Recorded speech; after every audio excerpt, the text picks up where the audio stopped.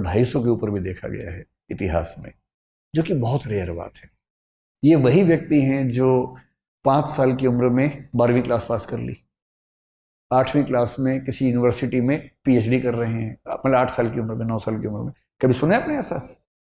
ये वो बच्चे हैं कि 8-9 साल की उम्र में उनके दिमाग का इतना विकास हो चुका है कि जैसे एक बच्चे की कहानी में एक बार पढ़ रहा था, शायद अमेरिका यूरोप में किसी देश में था वो बच्चा, तो उसकी उम्र थी शायद 5-6 साल के आसपास। तो अपनी उम्र के हिसाब से जो क्लास होती है पहली दूसरी क्लास, उसमें बैठा हुआ था। सब बच्चे पढ़ रहे हैं, मैडम के साथ गाना गा रहे हैं एकदम। मैडम कह रहे टी से टोमेटो, सब बोले टोमेटो। ये सो रहा है आराम से। तो टीचर ने उसको बड़ा समझाया, पुचकारा, धमकाया कि भाई क्लास में पार्टिसिपेट करो। एक हालत ये हो गई कि स्कूल ने कहा कि भाई ये चल नहीं पाएगा। ये तो एडिसन के साथ भी ऐसा ही हुआ था। और बाद में जब टेस्ट किया उस बच्चे का आईक्यू निकला 200 के आसपास, और तब पता लगा कि उस बच्चे का मेंटल लेवल 10वीं क्लास का हो चुका था। बिठाया था पहली क्लास में।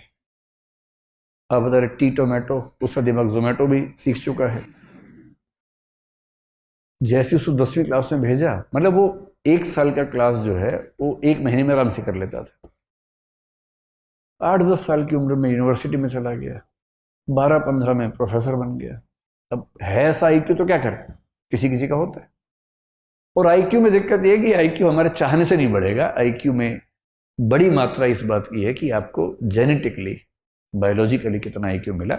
हाँ, एक रेंज के अंदर थोड़ा बहुत हम कोशिश से बढ़ा सकते हैं, लेकिन अभूतपूर्व परिवर्तन उसमें करना चाहें, आमूलचूल बदलाव करना चाहें तो नहीं कर सकते।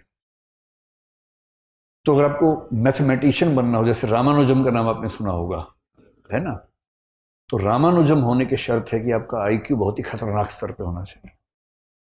बड़ा साइंटिस्ट बनना हो एपीजे अब्दुल कलाम जैसा, तो आपका आईक्यू बहुत खतरनाक होना चाहिए। या न्यूटन या आइंस्टीन बनना हो तो आईक्यू चाहिए बहुत ही खतरनाक। फिलोसफर बनना हो बहुत खतरनाक, जैसे